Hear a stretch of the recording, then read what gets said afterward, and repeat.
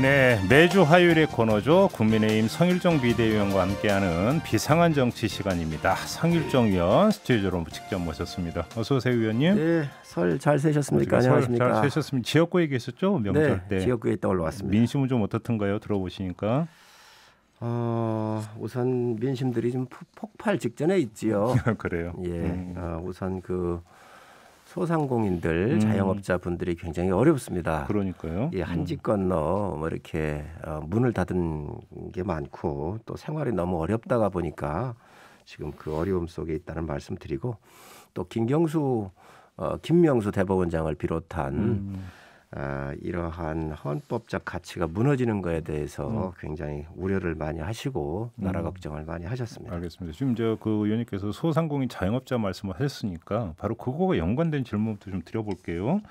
지금 이제 그 민주당 같은 경우는 4차 재난지원금 지급이 불가피하다면서 처음에는 보편과 선별 같이 지급하는 걸로 이야기를 하다가 엊그제 일단 선별만 두텁게 지급한다 이렇게 이제 그 방향을 잡은 것 같아요. 일단 이건 어떻게 평가를 하십니까? 저는 뭐 옳은 방향이라고 생각을 합니다. 그래요? 예, 이미 저희 당에서는 작년도에 말씀을 드렸습니다.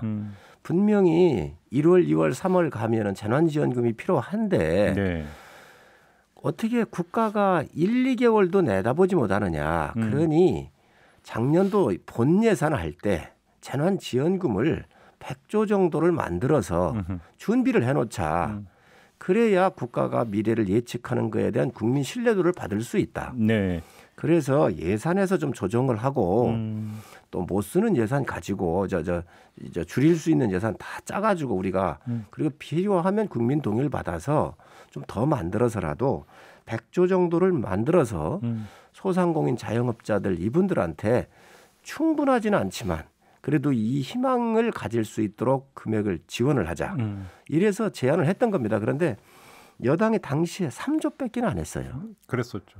그래가지고 예비비 뭐 이런 거 끌어다가 전번에 4차 재난지원금을 드린 게 3차. 예, 3차 드린 게 9조 2천억을 드렸잖아요. 그랬죠.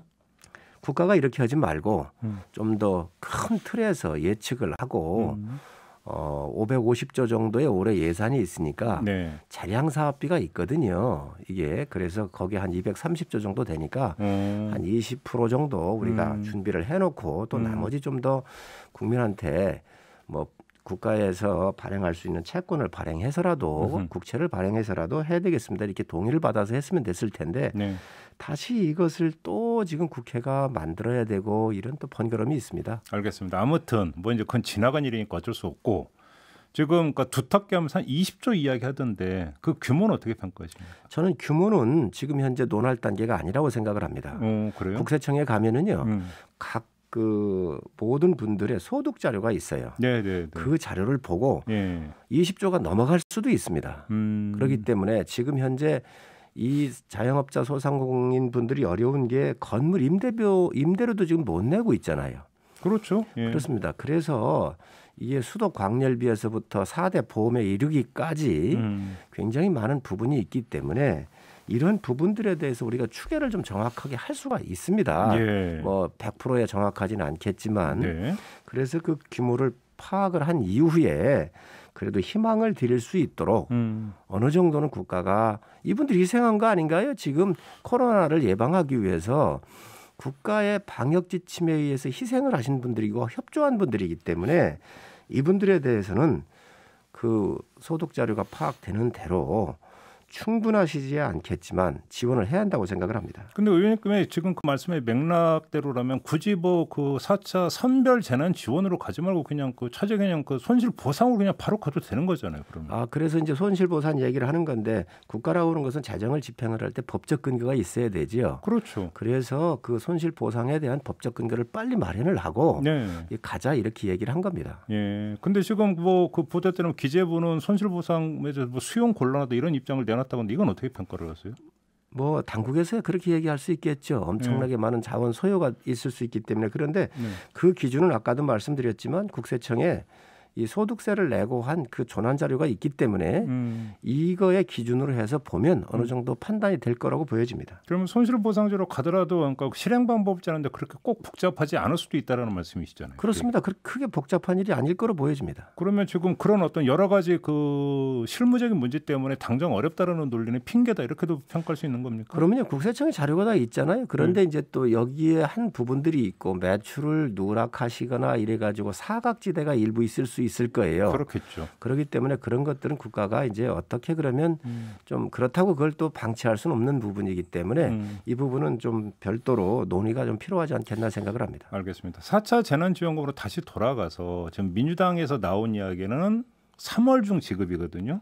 그러니까 이제 빨리 추경 편성을 해서 3월 중에 추경 통과시켜서 3월 안에 이제 지급하는 방안인데 보궐선거를 노리고 있다고 보십니까? 이것도 그렇습니다. 저희가 얘기했었을 땐 이미 1월 달에 네. 충분히 지급을 했었어야 돼요. 작년도 예산을 세워놨다가 그걸 안 하고 지금 하다가 보니까 이런 문제가 나오는 거잖아요. 네. 저는 국민의 세금으로 선거에 이용을 하려고 한다면 범죄 중에 중범죄이고 민주주의 침해 행위라고 생각을 합니다.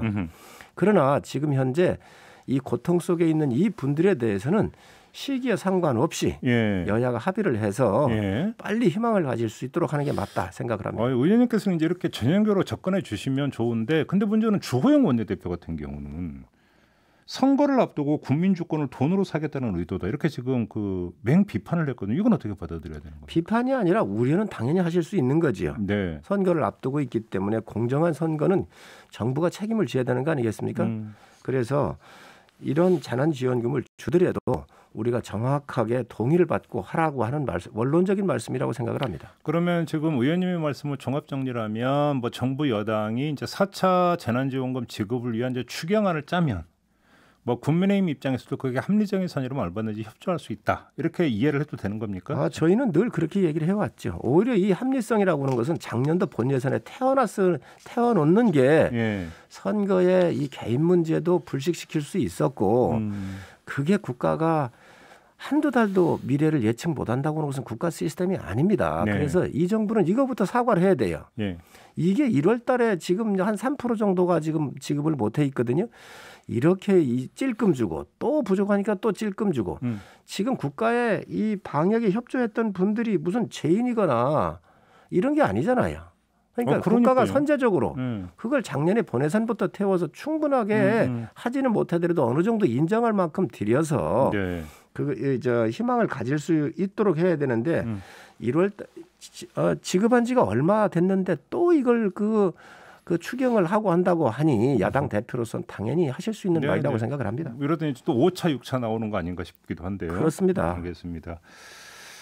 자, 그거는 이제 그 추경안이 만약에 편성이 된다면 그때 한번 좀 다시 한번 좀 이제 집중적으로 이야기를 하도록 하고요. 다음 주제로 넘어갔으면 좋겠는데 지금 이명박 정부 시절에 국정원에서 작성했던 사찰 문건이 다시 정치 쟁점화 지금 되고 있는데요. 이거 선거용이라고 보십니까, 의원님? 정진석 공관위원장은 어제 그런 요지에 이제 그 발언을 하시던데 그렇게 보세요? 이 부분은 정확하게 좀 한번 우리가 짚어볼 필요가 있다고 생각을 해요. 예. 과거 정부가 정치적인 목적을 담아서 이러한 뭐 나쁜 짓을 했다 그러면 전 수사를 하는 게 맞고 네. 얼마든지 정치적 공세할 수 있다라고 생각을 합니다. 그러나 지금 국정원에 보면은요. 국정원법에 의해서 인물 검증을 하게 돼 있습니다. 경찰도 하게 돼 있고. 네. 그러면 국정원의 서버에는 모든 전환 자료가 있습니다. 교수도 있고 정치인도 제 것도 있습니다. 네. 그러면 그러한 잠깐만요, 의원님. 여기서 하나 확인할 게 청와대에서 인사 검증을 할 때 국정원의 자료도 그러니까 볼 수 법으로 지금 그 허용이 되어 있다고 말씀하시는 거예요? 하고 있습니다. 검증하고 있습니다. 그래서 그런 것들을 지금 하고 있는데 예. 그러면 그런 것들도 그러면 불법이냐? 지금 이 정부가 하는 것도 그거부터 우선 얘기를 해야 한다고 생각을 하고요. 잠깐만 여기 제가 과문해서 그런지 모르지만 다시 한번 확인 들어가겠는데 국정원이 인사를 위해서 그럼 국내 인사에 대한 정보를 수집하는 게 합법 기능이라는 말씀이십니까? 예를 들면 세금 낸 거. 예. 출입국 관리 같은 거 이런 국세청이 있을 거고 이런 것들이 다 연결해서 볼 수 있는 거로 저는 알고 있어요. 이건 좀 확인을 좀 해봐야 될 것 같습니다. 네, 아무튼요. 예. 그래서 이런 것들이 그러면 다 불법인가? 우리가 이렇게 생각을 해봐야 돼요. 네. 그렇게 하고 지금 선거를 앞두고 있지 않습니까? 지금 박형준 후보가 부산에서 이제 압도적인 1위를 하고 있는데. 네. 6개월 동안 이 정권 들어와 가지고 적폐청산한다 그러면서 6개월 동안 탈탈 털었습니다. 그런데 그때 뭐가 나왔었나요? 사법 처리 얼마나 받았나요? 네. 지금 그런 상황을 4년 동안 적폐청산을 했는데 지금 와가지고 이것을 꺼낸다라고 하는 것은 저는 문제가 있다고 생각을 합니다. 지금 타이밍에 왜 하필이면 지금 타이밍에 이걸 꺼내느냐? 그러면 그리고 국정원에서 고위 국정원 관계자가 SBS에다가 흘렸다고 그러는데 아니 저는 진정성 있게 했으면 좋겠다. 진정성이라고 하는 말은 북한 원전 추진하는 거에서 민간인 사찰한 게 드러났잖아요. 또 환경부 블랙리스트가 드러났지 않습니까? 네. 그렇다고 한다면 이런 것들도 국정조사하자고는 야당의 의견 받아서 수용하시고 그리고 이런 문제 있으면 과거에 정부에 문제가 있으면 같이 조사하십시오. 그리고 네. 이러한 부분들에 대한 개인들 사찰가 1000여 명 했다는 거잖아요. 네. 개인들 동의 받아서 하십시오. 그러시면 뭐 되는 겁니다. 왜? 개인정보가 있기 때문에. 네. 근데 지금 그 SBS가 보도한 거 보면 국정원 고위 관계자의 말을 빌어서 보도한 내용 보면 18대 국회의원 전원 299명에 대한 어떤 그 사찰 그 문건이 국정원에 보관되고 있다라 이거잖아요, 요지가. 근데 18대 국회면 지금의 국민의힘 의원들이 훨씬 다수였던 때고, 그러니까 오히려 국민의힘이 그러니까 소속 의원들도 사찰의 대상이 됐다라고 하니까 굳이 선거용이다 이렇게 할 게 아니라 오히려 더 적극적으로 나설 수도 있는 거 아닙니까? 당 입장에서도. 뭐 필요하면은 동의 받아서 네. 저는 뭐 공개할 수 있다고 생각을 하고요. 네. 아마 오늘 국회 정보위가 열리는 거로 알고 있는데 예. 정보위는 비공개를 하잖아요. 그렇죠. 아마 거기에서 큰 각이 나올 겁니다. 또 어떤 보고를 할 건지 국정원이 그걸 보면 아마 저희 당도 입장을 충분히 낼 수 있을 거라고 보여지고요. 그러면 필요하다면 예를 들어서 비공개를 전제로 정보위에 보고하는 수준은 얼마든지 할 수 있다 이런 말씀이신가요? 원래 정보위는 비공개입니다. 아니 그러니까 문건 내용 자체를 공개하는 걸 그러니까 지금 질문. 개인들의 동의 받아서 다 공개하면 됩니다. 예, 저 그거 반대하지 않습니다. 그래요. 네. 알겠습니다. 그럼 그 자체대로 그냥 절대로 진행하면 되는 거겠네요. 떳떳하면 하면 되는 것이죠. 알겠습니다. 단일화 문제로 좀 넘어가겠는데요. 일단 지금 안철수 금태섭 1차 단일화 문제가 TV 토론 때문에 삐걱대다가 일단 합의는 본 것 같더라고요. 내일 모레인가요? 일단 1차 TV 토론은 진행이 되는 걸로. 이렇게 이제 합의를 언론 통해서 봤습니다.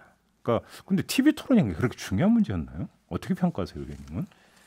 아무래도 후보들이 이제 국민들한테 나서는 여러 가지 자기의 생각이나 정치적인 지향성 이런 부분들을 알려야 되는 부분이기 때문에 좀 중요하다고 봐야죠. 그래요? 근데 이게 이제 2차 또 단일화가 그러니까 예정이 돼 있지 않습니까? 국민의힘 후보와 이때도 또 이게 또 문제가 되면 또 그러니까 곤란해지는 거 아닌가요? 어떻게 보십니까? 지금 국민의 명령 아닌가요? 네. 야권에서 범야권에서 단일화라고 하는 것은 국민들께서 명령하는 거기 때문에 개인의 유불리를 떠나서 큰 대의 명제 하에서 명분하에서 저는 하는 게 맞다고 생각을 합니다. 그러면 예를 들어서 이제 내일 모레 치러지는 TV 토론 보니까 사회자 질문하고 그다음에 주도권 토론하고 그다음에 자유 토론하고 이런 세 가지 형식으로 다 혼용이 되어 있던데.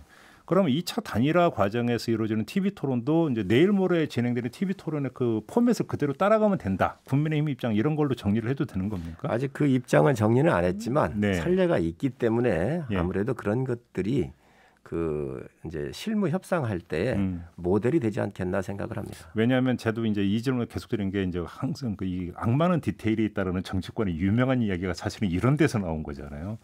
그러면 이제 단일화 방법으로 여론조사 방법이 이제 준용될 가능성이 상당히 높은데 그러면 안철수 금태섭 단일화를 위한 여론조사 방법이 또 2차 단일화 과정에도 그대로 적용이 되는 것이다 이렇게 봐도 되는 겁니까? 아무래도 준용 많이 안 되겠습니까? 그렇게 보는 거고. 아마 이번에 단일화 과정에서도 안철수 후보하고 금태섭 후보는 뭐 지지도가 좀 낮으니까 좀 많이 요구했을 거고요. 또 지지도가 높은 안 후보는 좀 방어적 그 자세가 아니었나 이렇게 생각을 하는데 저는 큰 장수는 그거 그렇게 자꾸 디테일하게 하는 거 아닙니다. 큰 장수는 역시 큰 장수답게 큰 전략적 측면에서 판단을 하고 받아주는 것이지요. 그러면 국민의힘 후보가 이제 선출돼서 2차 단일화 들어갈 때는 큰 장수는 안철수 대표입니까? 국민의힘 후보가 되는 겁니까? 그때는? 이제 그때는 정말 그 비슷비슷하지 않겠습니까? 당세로 치면 국민의힘 후보가 큰 장수 아닌가요? 그렇게 되면? 저희 장수도 큰 장수지요. 그래요. 예. 알겠습니다. 이게 워낙 이제 디테일한 문제고 이것 때문에 근데 사실은 이제 뭐 단일화에 대해서 또 시민들 평가가 달라질 수 있는 거잖아요. 서울 시민들 입장에서 평가가 그렇습니다. 달라질 수 예. 있기 때문에 피로감을 느낄 수 있으면 단일화 효과는 또 반감되는 거 아니냐. 이런 그 뭐 전망도 있기 때문에 좀 질문을 드렸던 것 같고 어제 김정인 위원장도 그런 취지에서 이제 말씀을 하셨던 거 아닌가요? 예, 그렇습니다. 알겠습니다. 뭐 다른 질문 좀 드릴 시간이 없는데 여기서 마무리를 해야 될 것 같습니다, 의원님. 네, 잘 들었습니다. 고맙습니다. 네, 감사합니다. 네, 상일종 국민의힘 비대위원과 함께했습니다.